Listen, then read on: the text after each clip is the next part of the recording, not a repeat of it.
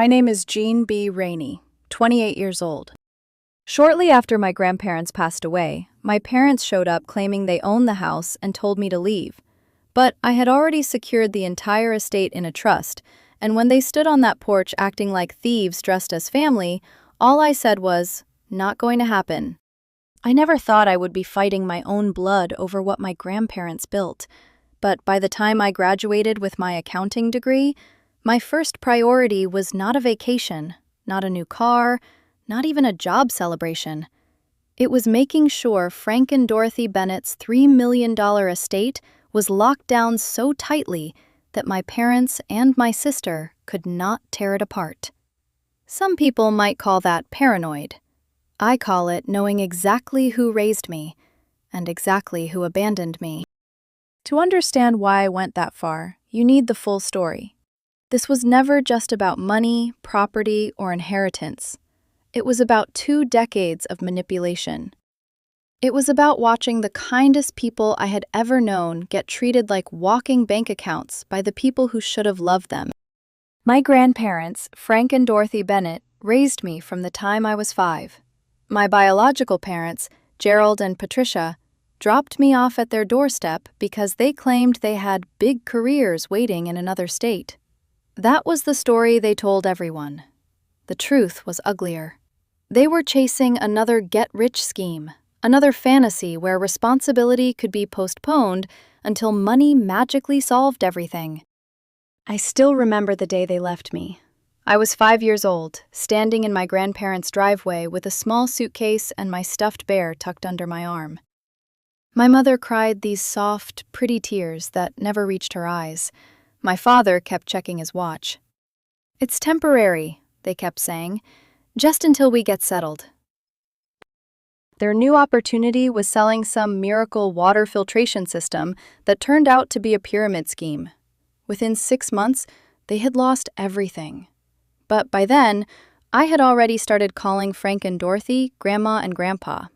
By then, I had already learned what it felt like to wake up in a house where people wanted me there. That house was not just any house. It was a gorgeous Victorian in a historic Philadelphia neighborhood, built in 1887, with original woodwork, stained glass windows, and a wraparound porch that creaked like it was telling family secrets. It had been in Grandpa Frank's family for 3 generations. His grandfather had built it for his growing family, and every generation after had added something while keeping the soul of the place intact. There were also 3 rental properties, a duplex in West Philadelphia and 2 row homes in South Philly. Grandpa bought them in the 70s when real estate was still affordable, fixed them up himself, and rented them to working families at fair prices. He never wanted to squeeze people. He wanted steady income and decent homes for people who needed them. Then there were the investments.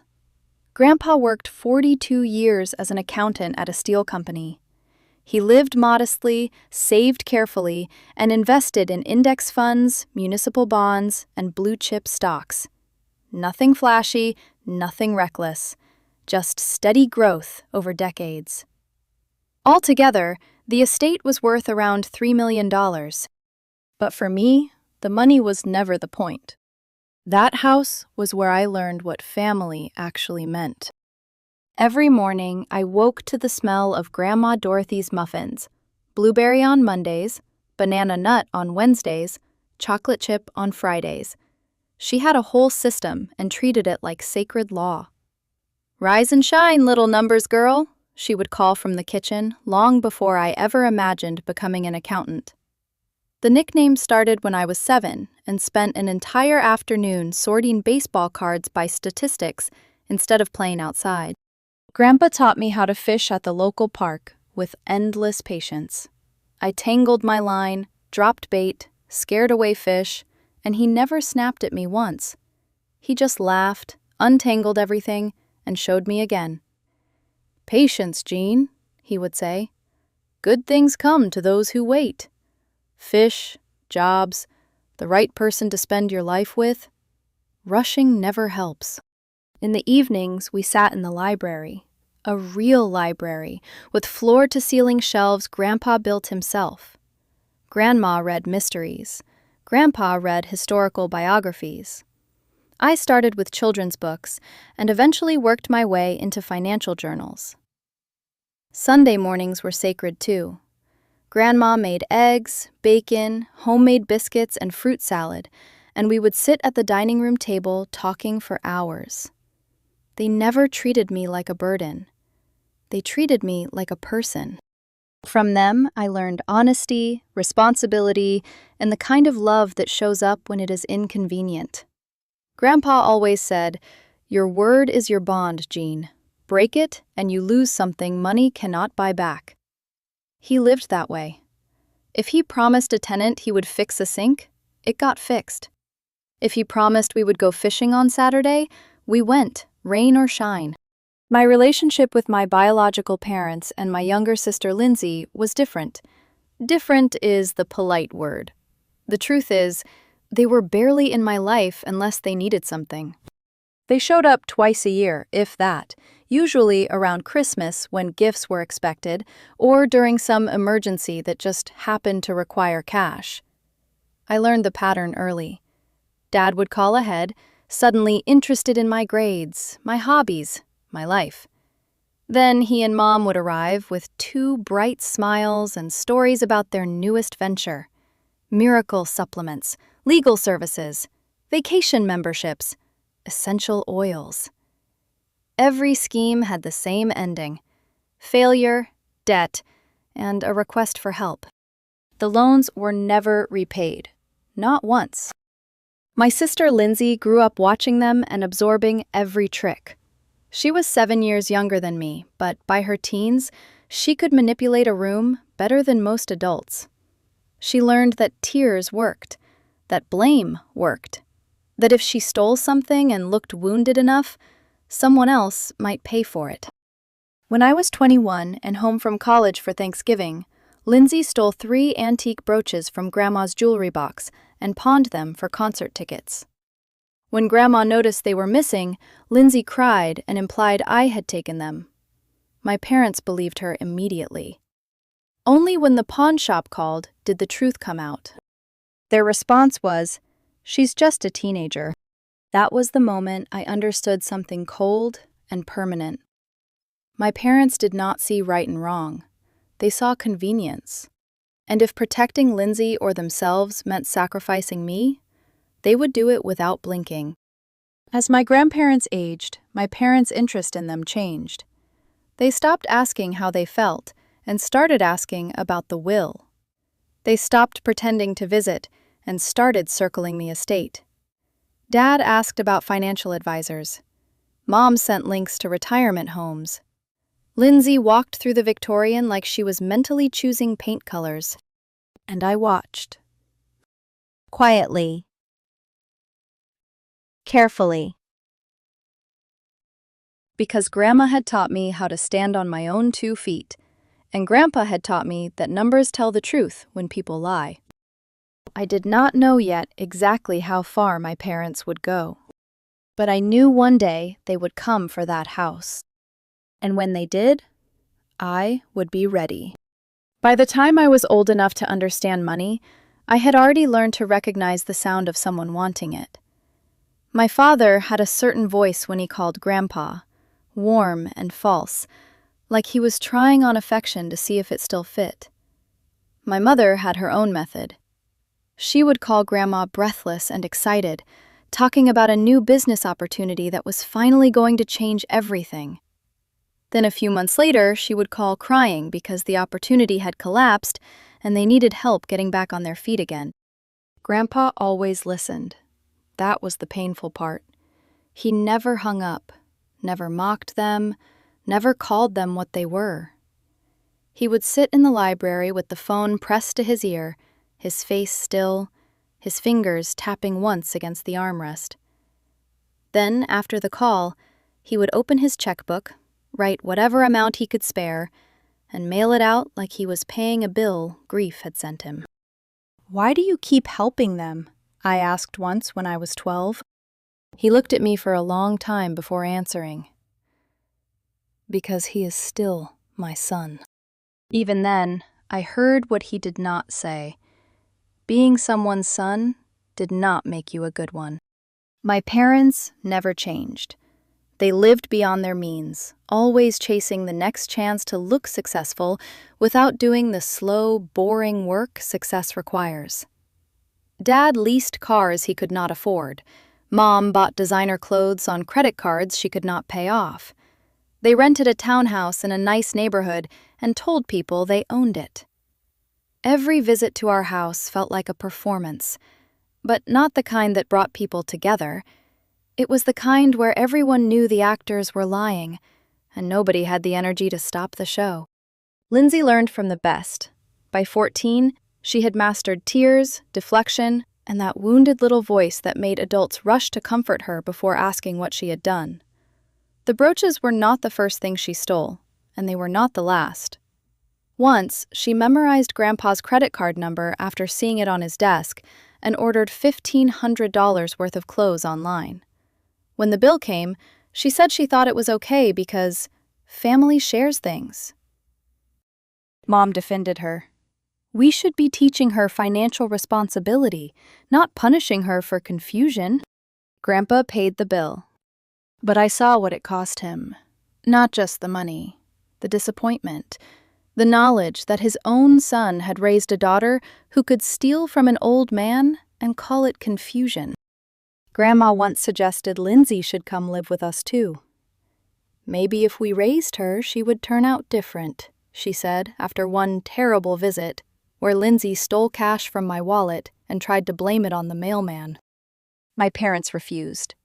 Lindsay was their baby, the child they claimed they could actually manage. But the truth was, Lindsay did not demand love. She demanded things. And things were easier for my parents than love. As I got older, my grandparents' health started slipping. Grandpa's heart began giving him trouble. Grandma started forgetting small things at first. A pan left on the stove, a neighbor's name, the day of the week. I was in college by then, studying accounting at a local university because leaving Philadelphia felt impossible. They had raised me. They had showed up for me. So when they needed someone to show up for them, I stayed. My days became a blur of classes, appointments, medication schedules, insurance forms, and late-night studying. I learned the names of every specialist: cardiologist, neurologist, kidney doctor, primary care. I learned which pills could not be taken together, which symptoms meant call the doctor, which symptoms meant go straight to the hospital. Some mornings, I helped Grandpa with his oxygen before driving to class. Some nights, Grandma woke up confused and terrified, and I sat beside her until she remembered my name. I was exhausted, but I never resented them. Not once. Caring for them felt like returning a debt love had created, and it was a debt I was grateful to pay. My decision to become an accountant hardened during senior year of high school, after an elderly couple in our neighborhood lost everything because their son convinced them to sign over power of attorney and emptied their accounts. I remember watching Mrs. Henderson stand on her porch with a cardboard box in her arms, looking smaller than I had ever seen her. That kind of betrayal stayed with me. It made me want to understand every document, every account, every loophole people used against the vulnerable. College was hard, but my grandparents made it worth every sleepless night. The day I graduated was one of the most beautiful and painful days of my life. Grandpa came in a wheelchair with his oxygen tank humming beside him. Grandma sat next to him in her Sunday best, sometimes confused about where we were, but smiling every time she saw me. My parents and Lindsay did not come. Mom texted that morning, "Car trouble, won't make it. Congrats." Car trouble, their favorite excuse for everything they did not care enough to attend. When my name was called, I walked across the stage and looked out at the crowd. Grandpa was crying. Grandma was clapping so hard an usher gently reminded her to quiet down. After the ceremony, Grandpa insisted on standing to hug me, even though it clearly hurt. "Your grandmother and I are so proud of you," he said, his voice thick. "You are going to do great things, Jean."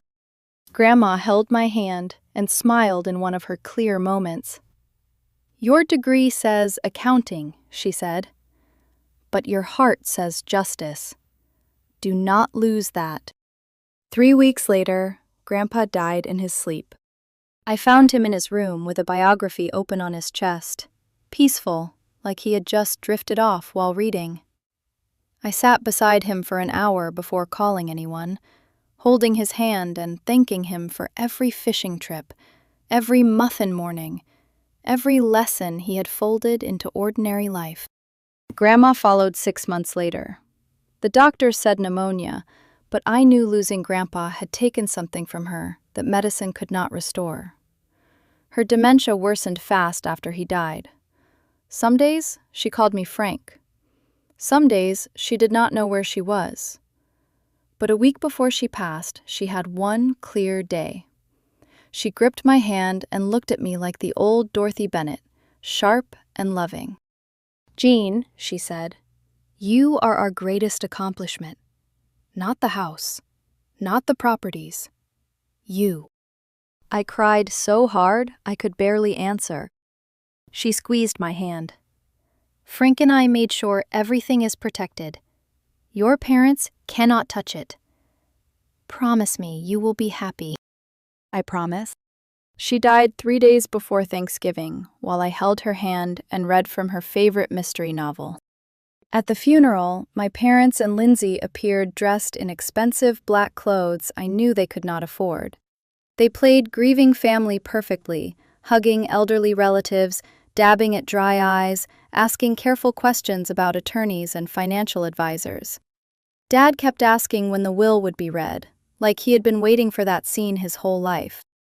What he did not know was that Grandpa, Grandma, and I had already made sure there would be no treasure chest for him to open. About a year before Grandpa died, during one of his stronger moments, he pulled me aside in the library. "I know what your parents are," he said. "Your grandmother and I are putting everything in a trust. You will be trustee. Do not tell anyone until you have to." With the help of Nancy Crawford, their estate attorney, we created the Frank and Dorothy Bennett Family Trust. The Victorian house, the rental properties, the investments, all of it went into the trust. I was named sole trustee with full discretion. Gerald, Patricia, and Lindsay were not included. Nancy was meticulous. "Your grandparents know exactly what they want," she told me, "and they want you protected." After the funeral, there was no dramatic reading. Nancy simply explained that all assets had been placed in trust and that I was trustee. My father smiled like a man swallowing poison. "Of course," he said smoothly. "We are here to support Jean." But I knew that tone. He was not surrendering. He was regrouping. For the first few months after the funeral, I stayed in the Victorian house because leaving it felt impossible. Every room still had their fingerprints on it. Grandpa's reading glasses sat beside his favorite chair longer than they should have. Grandma's recipe cards stayed lined up in the kitchen drawer, her careful handwriting fading at the edges. Some mornings, I would wake up expecting the smell of blueberry muffins, then remember the kitchen was quiet because she was gone. I worked at an accounting firm by day, managing estates and trusts for clients who reminded me painfully of my own situation. People came into the office worried about greedy relatives, unclear wills, aging parents, family members who suddenly became affectionate when property was mentioned. I would sit across from them in my blazer, nodding professionally, while thinking, "You have no idea how well I understand." At first, my parents and Lindsay played polite. Dad called to check on me. Mom sent texts about grief and healing. Lindsay posted an old photo of herself with Grandma and captioned it, "Missing my beautiful angel," even though she had not visited Grandma once during the last year of her life. I did not comment. I did not react. I just watched the performance from a distance. Then the suggestions began. Dad said the house was too much for one woman to manage. Mom said selling might help me start fresh. Lindsay said historic homes were cute but outdated, and if I wanted, she could help modernize the kitchen before I decided what to do. Every idea somehow ended with them getting access to the money. One afternoon, I came home from work and found Lindsay inside the house with two friends. She had used the spare key Grandma once gave Mom for emergencies, a key I had forgotten existed. Lindsay was walking them through the dining room like a realtor. "This is the original woodwork," she said proudly. "Once I officially move in, I'm thinking lighter walls, maybe gold fixtures." I stood in the doorway. "What are you doing?" She jumped, then smiled too brightly. "Just showing them the family home." "This is my home." "For now," she said. The words were soft, but I heard the threat underneath. That night, I changed every lock. I also called Owen, an old friend from college who had gone into estate litigation. He listened quietly while I explained everything. "Document it all," he said. "Calls, texts, visits, witnesses. Entitled relatives don't usually stop because you ask nicely." So I documented everything. Screenshots, voicemails, emails, photos of Lindsay's surprise visits, notes from every conversation where Dad mentioned selling assets or Mom asked about family shares. It felt obsessive at first. Then it felt like armor. 8 months after Grandma passed, I came home to find my parents sitting in my living room with a man in a cheap suit. The man stood when I walked in. "I'm a notary." My stomach turned before Dad even spoke. "Jean," he said, wearing that triumphant smile I had hated since childhood. "We have been patient, but it is time to face reality. This house is too much for you. Your mother and I have decided to take over the primary residence while you focus on your career." Mom folded her hands in her lap, already preparing her tears. Dad slid papers across the coffee table. "We just need your signature as trustee to approve the transfer." For a moment, I could only stare.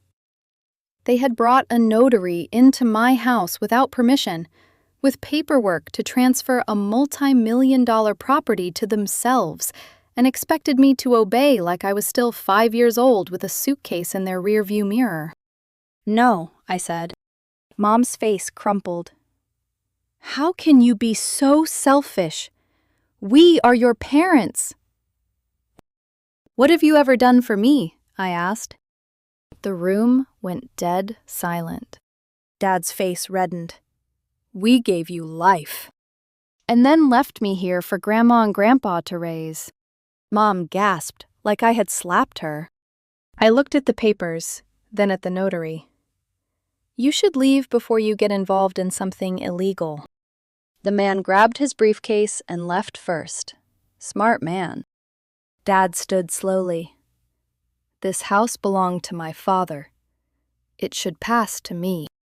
Grandpa knew exactly who you were when he created that trust." His smile disappeared.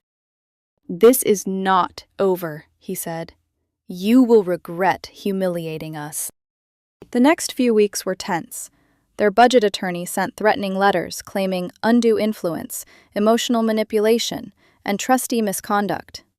Nancy laughed when she read them. "They are bluffing," she said. "The trust is solid." But I knew my father. Bluffing was only the first move. The real attack came the following week, after I returned from visiting Owen upstate. My parents and Lindsay were waiting on the porch, calm and smug. Dad lifted a folder. "We had the house transferred into my name," he said. "You have 5 days to move out." For 1 second, the world went still.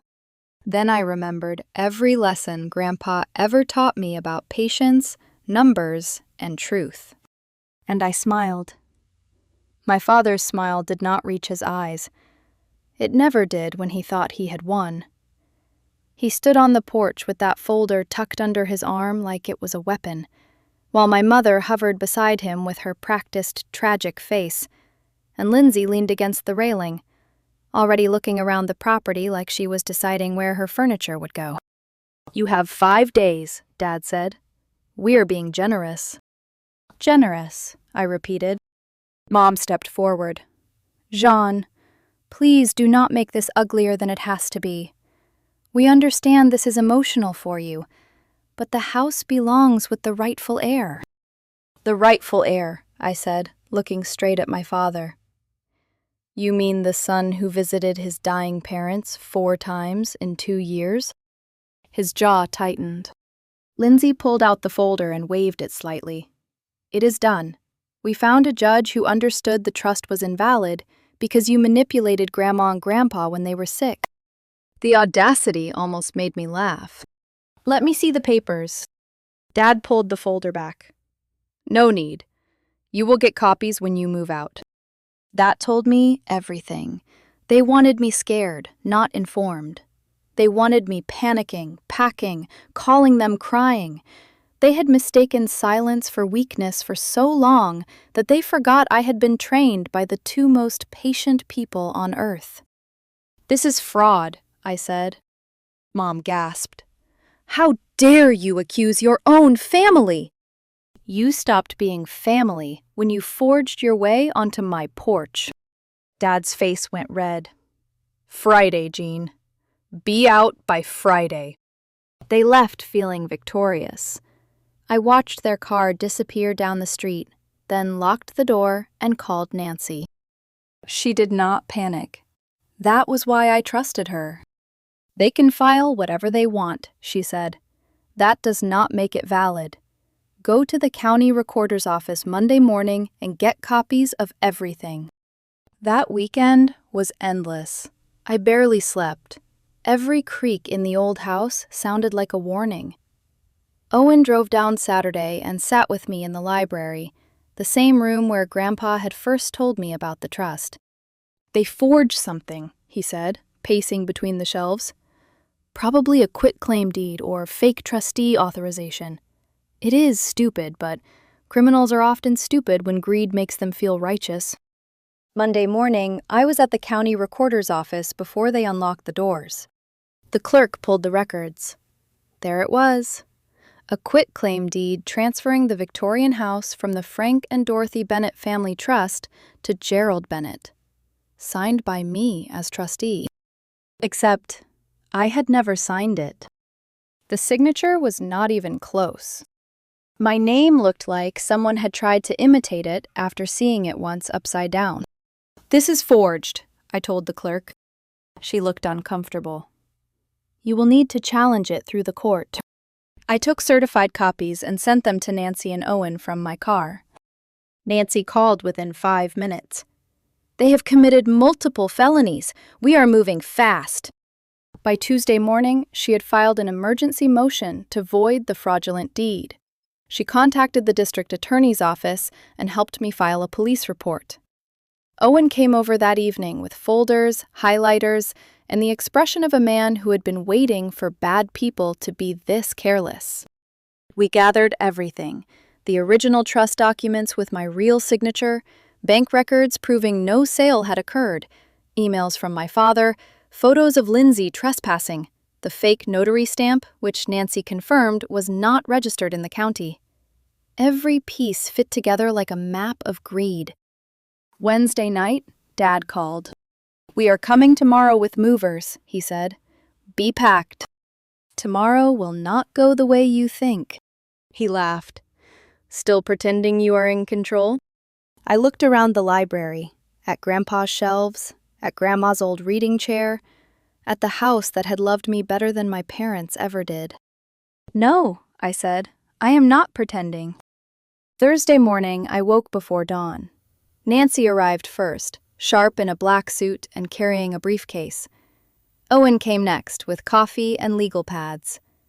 We sat in the living room, waiting, like a trap had finally decided to spring itself. At exactly 9, a moving truck pulled up. My parents stepped out first.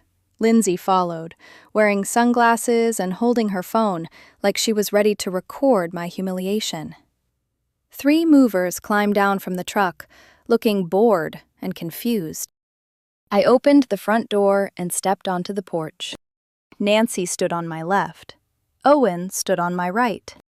Dad's smile faltered. "What is this?" he demanded. Nancy's voice was clean and cold. "This is me informing you that the document you filed is fraudulent. Your deed transfer is voidable, and police officers are on their way to discuss attempted fraud, forgery, and conspiracy." Mom went pale. Lindsay lowered her phone. Dad tried to recover. "We filed everything legally." Owen held up the certified copy.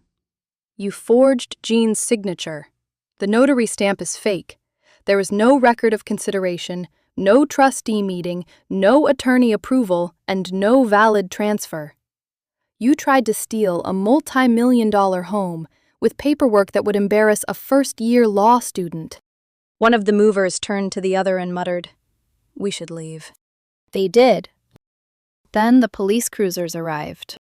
My mother started crying before the officers even reached the porch. Dad blustered about family rights and rightful inheritance.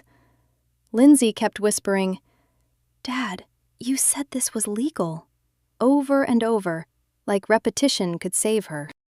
The officers reviewed the documents. One of them looked at my father and said, "Sir, filing a fraudulent document is still fraud." Mom tried to interrupt, "But the county accepted it." "That does not make it legal, ma'am."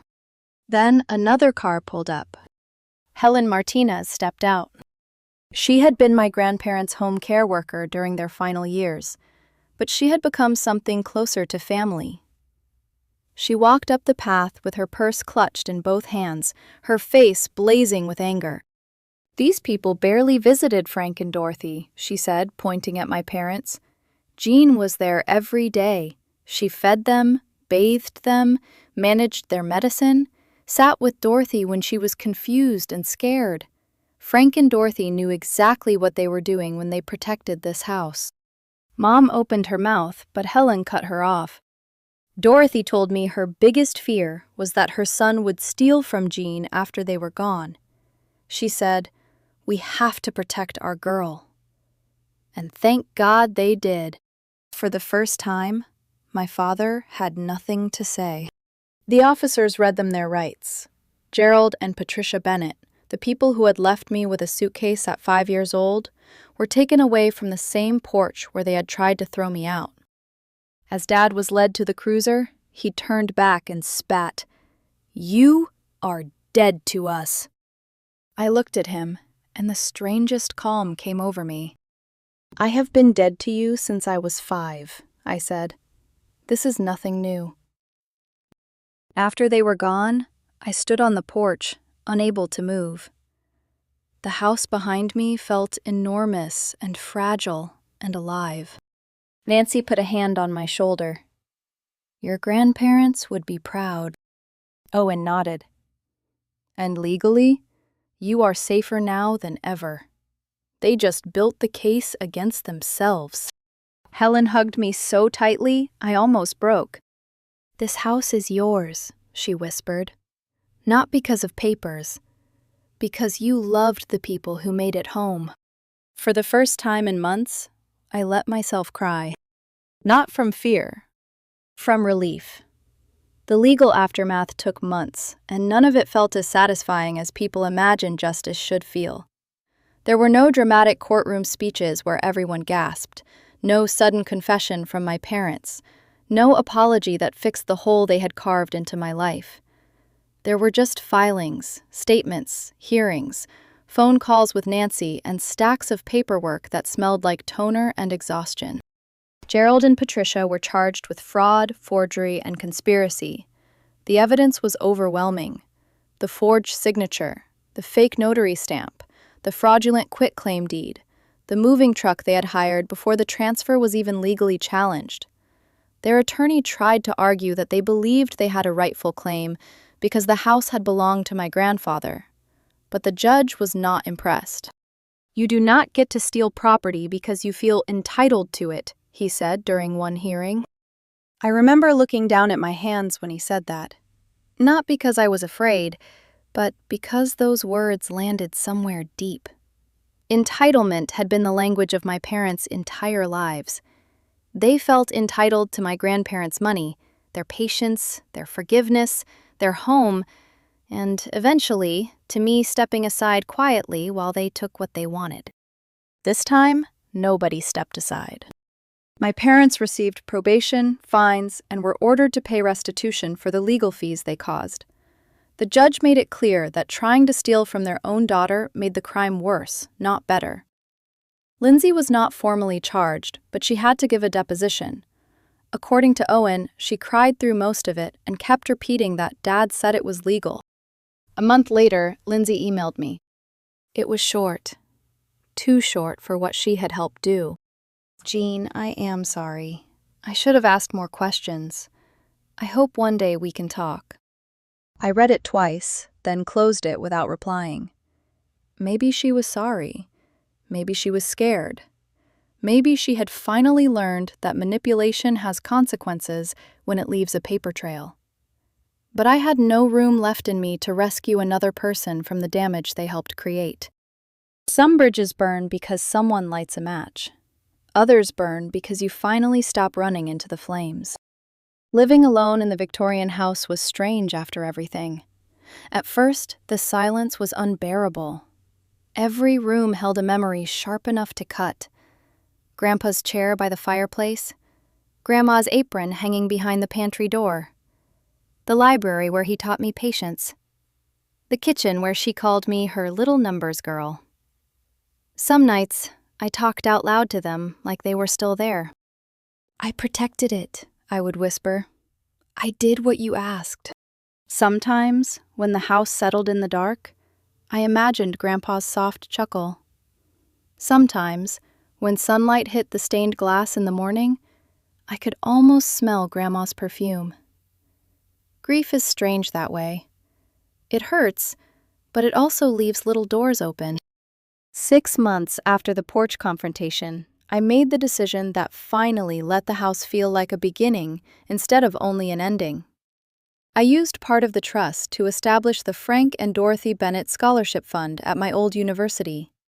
It supports students studying accounting, estate protection, and financial advocacy for vulnerable people. Nancy cried when I told her. Owen said, "That is exactly what they would have wanted." I think he was right. The first scholarship recipient was a young woman who wanted to work in elder financial protection after her grandmother was scammed by a caregiver. When I read her application, I had to sit down. It felt like the whole story had curved back towards something good. Like Frank and Dorothy's love had found a way to keep moving through the world. As for my parents, I have had no contact with them since that day. Sometimes unknown numbers call and leave silence on my voicemail. Sometimes emails slip into my spam folder with subject lines like, "Family should forgive," or "You will regret this." I delete them without reading. Forgiveness is not the same as giving someone another key to your house. Lindsay moved out of state, according to a cousin who still talks to everyone. Dad and Mom lost most of their friends after the charges became public. People in the family finally started admitting things they had ignored for years. The unpaid loans, the fake emergencies, the way they circled Frank and Dorothy when their health declined. It is funny how truth becomes obvious only after consequences arrive. I still live in the Victorian. I kept the woodwork dark, the porch creaky, the library full. I rent the properties the way Grandpa did, fairly, carefully, to people who need stable homes. I still work in accounting, and every time I help someone protect an estate from greedy relatives, I feel like I am honoring him. I am 28, but some days I feel much older. Maybe that is what happens when the people who gave you life teach you pain, and the people who raised you teach you how to survive it. My parents came for the house because they thought inheritance was about blood. They were wrong. Legacy is not what you demand after someone dies. Legacy is what you protect because you loved them while they were alive. And I protected mine.